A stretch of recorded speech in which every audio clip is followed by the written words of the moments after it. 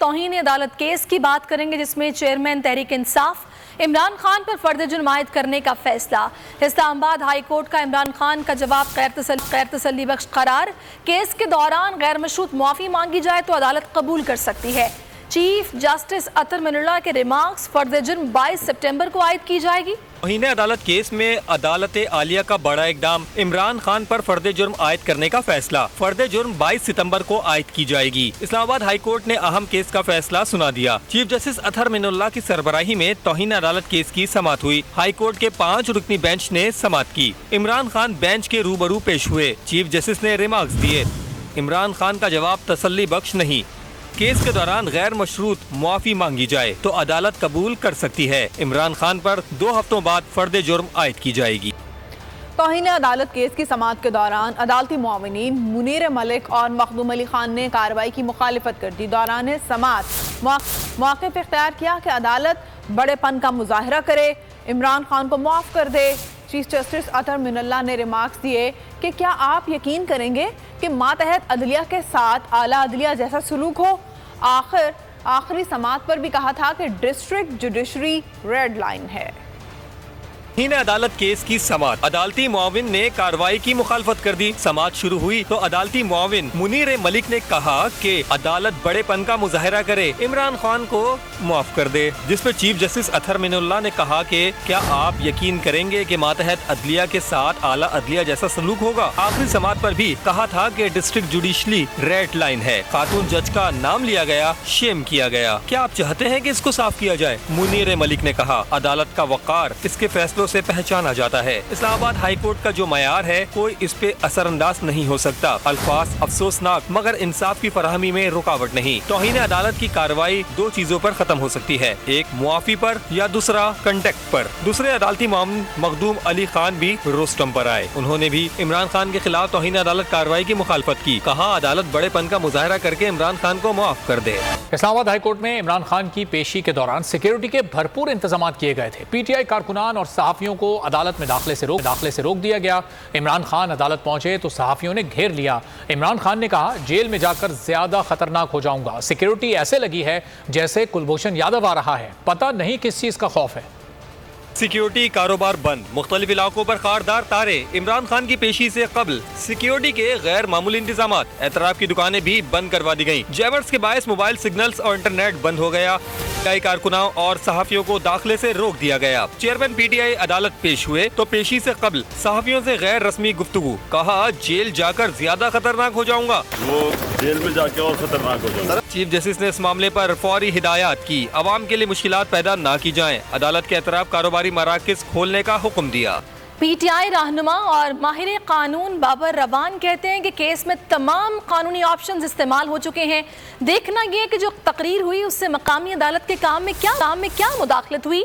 बोल न्यूज़ से बातचीत में बाबर रवान ने कहा कि इमरान खान को मुआफ़ी देने से मुतालिक अदालती मुआविन की राय से इत्तफाक करते हैं, ताहम अभी कोई फैसला नहीं आया, सिर्फ केस आगे बढ़ा है।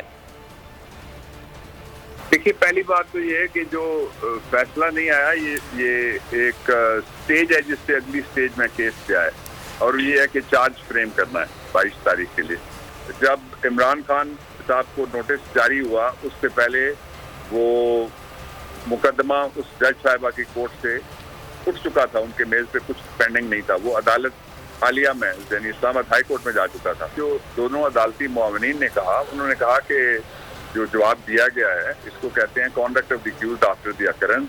कॉन्डक्ट है बात का, उसमें उन्होंने रिमोर्स किया, रिग्रेट किया और इज़ारे तासुफ किया या इदारे नदामत किया, जो भी आप कहना चाहें उसको कह सकते हैं। तो इतना काफ़ी था। मैं तो उनसे इत्तफाक करता हूँ, दोनों जो अदालती मुआविनीन हैं उनके मौक़िफ़ से।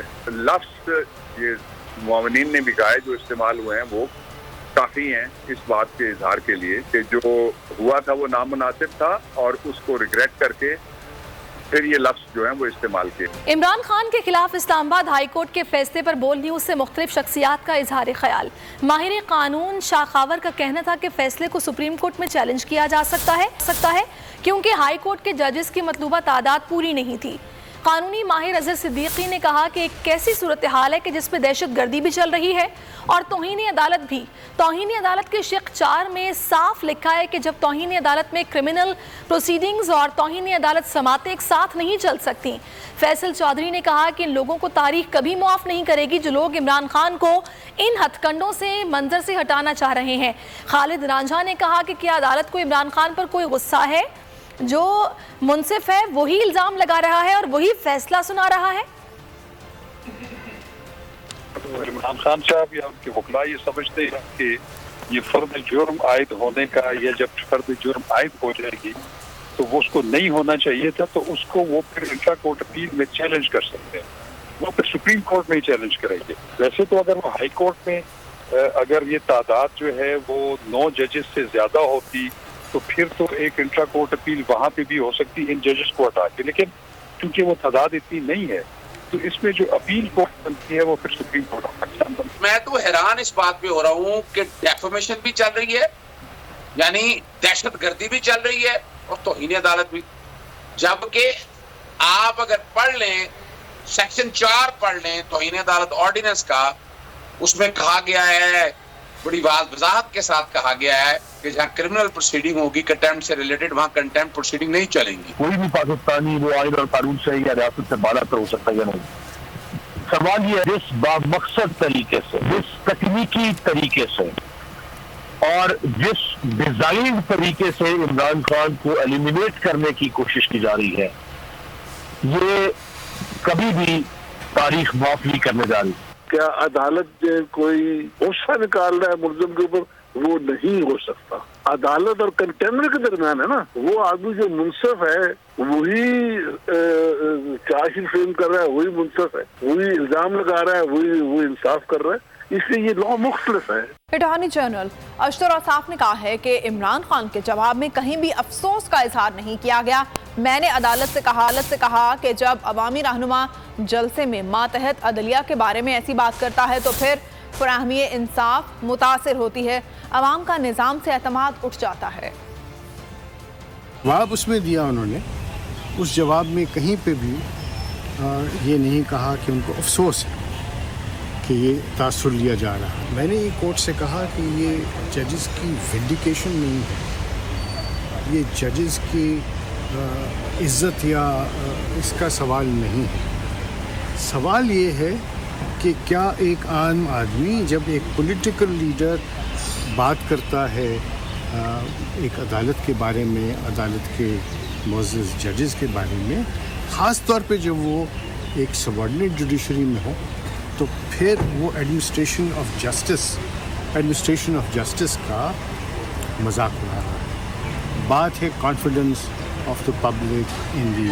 दो खानदान 30 साल से मुल्क को लूट रहे हैं। जरदारी और शहबाज बैरूनी आकाओं के कहने पर हमारे फैसले करते हैं। चेयरमैन तहरीक इंसाफ इमरान खान का मुल्तान में जलसे से खिताब, कहा मशवरा दिया जाता है कि असेंबली में बैठ जाओ, मैं हर किसी से बात करने को तैयार हूँ लेकिन चोरों से बात नहीं हो सकती। वाज़ेह कर दिया कि इनकी पूरी कोशिश है कि इमरान खान को गिरफ्तार कर लिया जाए, इनकी सारी मेहनत बेकार हो जाएगी। कौम ने फैसला कर लिया है, इंतखाबात में इन्हें नाकामी होगी। जब से मैं 26 साल में पॉलिटिक्स आया हूं, ये दो खानदान जो 30 साल से मुल्क को लूट रहे हैं, 30 साल से बारियां ले रहे हैं कि छोटे चोर जेलों में और बड़े बड़े डाकू, कोई वजीर आजम बन जाता है, कोई वजीर बन जाता है, कोई असेंबलियों में चला जाता है। और ये वो लोग हैं जो आज मुल्क पे मुसल्लत है और आज कहते हैं चोरी हमने की है, हमें एनआरओ दो, हम कानून से ऊपर हैं। उधर वो नवाज शरीफ बैठा हुआ लंदन में, वो इंतजार कर रहा है कि पहले मेरे केसेस खत्म करो, फिर मैं दूसरी दफा एनआरओ लेके पाकिस्तान आता हूं। मैं आज अपनी कौम को कहता हूं, मैं हर किसी के साथ बात करने के लिए तैयार हूं, हर किसी के साथ।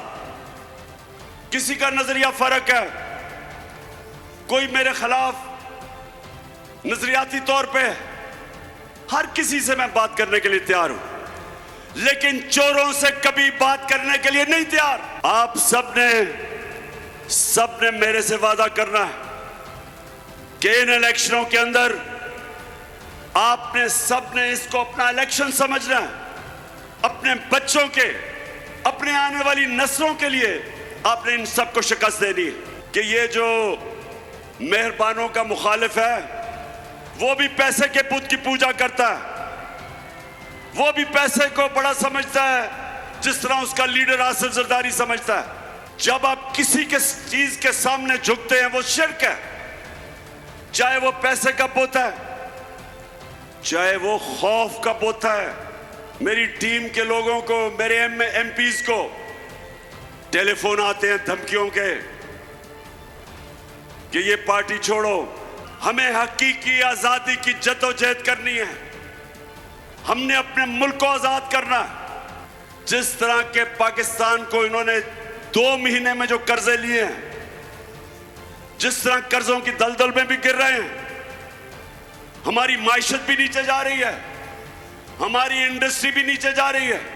हमारे किसानों के लिए जो भी शाह महमूद कुरैशी ने बताया कि कितने बुरे हालात हमारे आज किसानों के हैं, इंडस्ट्री जब बंद हो गई, बेरोजगारी बढ़ रही है।